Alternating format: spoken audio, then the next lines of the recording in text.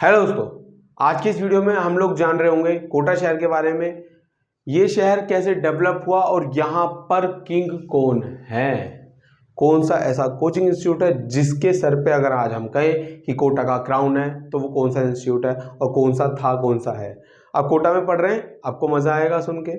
आप कोटा में नहीं पढ़ रहे, आपको मजा आएगा सुन के। आप कोटा के बारे में कुछ भी जानते हैं, नहीं जानते, आपको फिर भी ये वीडियो देखनी चाहिए, आपके लिए मजेदार होने वाली है। चलिए शुरू करते हैं। तो स्टार्टिंग करते हैं। क्या होता है कि जैसे नॉर्मल आईआईटी की कोचिंग होती थी, विनोद बंसल सर, जो कि आप कह सकते हैं कि father of this type of Kota industry, ये जो कोटा की जो इंस्टीट्यूट की इंडस्ट्री है ना, इसके फादर है ना, तो विनोद बंसल सर है, क्योंकि उन्होंने ही सब कुछ चालू करा था 1985 में।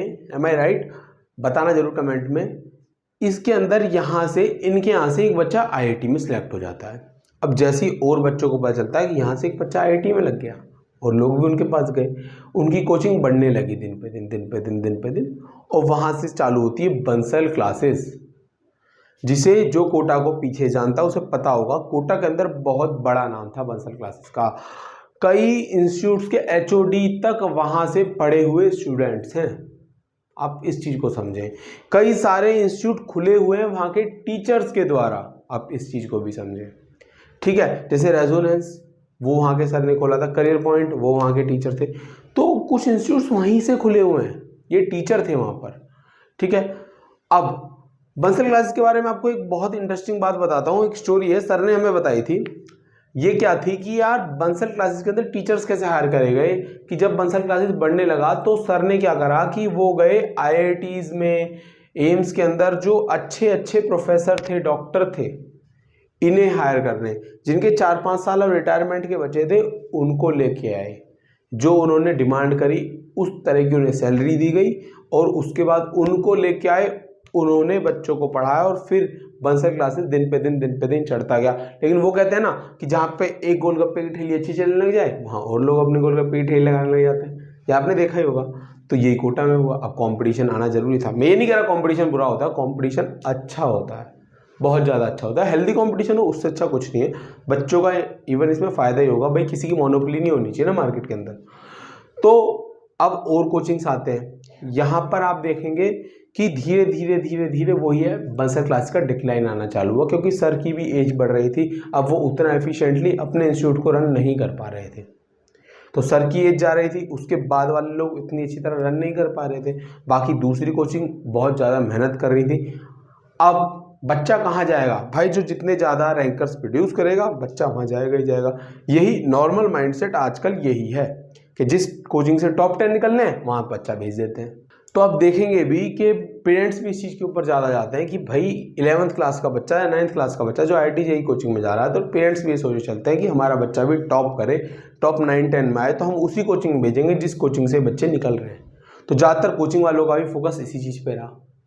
अब जब ये क्राउन यहाँ से हटने वाला था, ये क्राउन धीरे धीरे करके विद मेहनत के साथ, बहुत सारी डेडिकेशन के साथ एलन के सर पे आ जाता है। एलन के सर पे तो आ गया, लेकिन एलन के सर पे मेडिकल में आया, आईआईटी जेईई में फिर भी नहीं आया। देखिए, मैं यहाँ पे कोई किसी पे एलिगेशन नहीं लगा रहा, ये सब बातें हैं जो कोटा के अंदर थी, मैं आपको लाके बस बता रहा हूँ, दैट्स ऑल, ठीक है। लेकिन आईआईटी जेईई में फिर क्या होता है? आईआईटी जेईई में रेजोनेंस से एक बच्चा निकलता है जो 360 आउट ऑफ 364 देता है, और रेजोनेंस में आईआईटी जेईई के बच्चे सब रेजोनेंस की तरफ भाग लेते हैं। रेजोनेंस में एकदम बच्चे बढ़ जाते हैं। लेकिन एकाएक क्या होता है? वही कोटा के अंदर सबसे ज़्यादा मशहूर चीज़ क्या है? D2, धक्का और धोखा। कोटा में तो मिलेगा ही मिलेगा भाई। तो वही होता है, रेजोनेंस के हमारे सर, वहाँ के नीचे की फैकल्टी, एक साथ बहुत सारी फैकल्टी वहाँ से रिज़ाइन करती हैं और एक अलग इंस्टीट्यूट खोल लेती हैं। बच्चे परेशान थे, मैं उसी बैच में था। हम लोग को भी समझ नहीं आ रहा था कि अब हमें रेजो जाना है या फिर जहाँ फैकल्टी चली गई हैं वहाँ जाना है। धीरे धीरे पता चलता है कि आप थोड़ी सी और एक्स्ट्रा फीस देंगे तो आपको वहाँ पढ़ने को मिल जाएगा। बाकी रेजो के अंदर अगले दिन भी क्लासेस लगाई जाती हैं, ठीक है। सब कुछ मैनुअली चलता है। धीरे धीरे चल के हमें पता चलता है कि एक अलग इंस्टीट्यूट खुला है, वो सारी फैकल्टियों ने मिल के खोला है।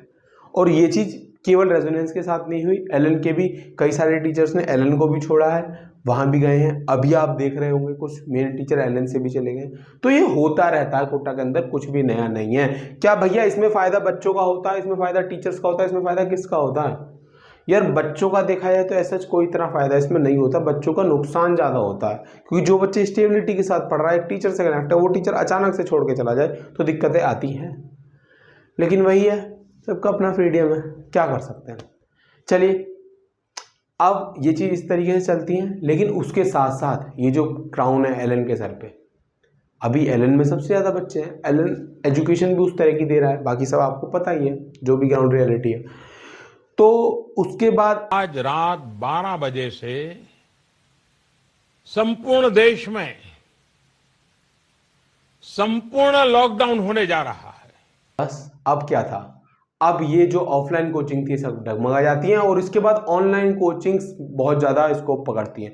लेकिन यार वही है कि लॉकडाउन हटा और फिर बच्चे ऑफलाइन कोचिंग की तरफ भागने लगे। आपको पता है कोटा के अंदर 2 लाख बच्चे जाते थे, अब अगर कोटा की बात करें तो कोटा में कहा जा रहा है कि 3 लाख से भी ज़्यादा बच्चे हैं। मैं बच्चों को हॉस्टल दिलवाता हूँ, मेरे पास खुद इस टाइम बच्चों के लिए हॉस्टल खाली नहीं है जिस टाइम मैं वीडियो अपलोड कर रहा हूँ। बाकी आप मेरे को इंस्टाग्राम में मैसेज करके पूछ सकते हैं, अगर ये वीडियो आप बहुत बात देख रहे हैं, क्या पता जब तक हो गया।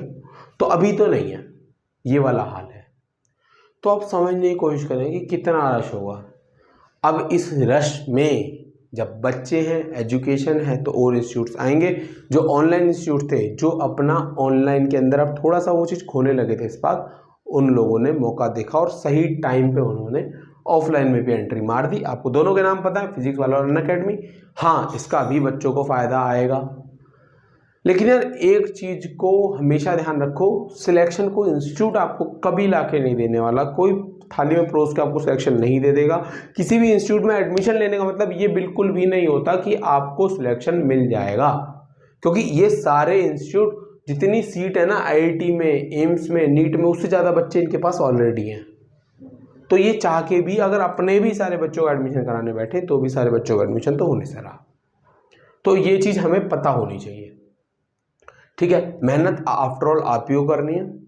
अब ये क्राउन जो है, अब पता चलेगा समय के साथ कि ये जो नई ऑनलाइन इंस्टीट्यूट्स वगैरह हैं जो कोटा में ऑफलाइन आए हैं, ये क्राउन इनके सर पे जाता है या फिर दोबारा से कोई एलन या फिर जो ऑफलाइन क्लास की है इनमें से कोई उठ के इसे अपने सर पे रख लेता है। हाँ, एक नाम तो रह गया मोशन क्लासेस, जो कि पीछे पीछे पीछे एलन के आ ही रहा है।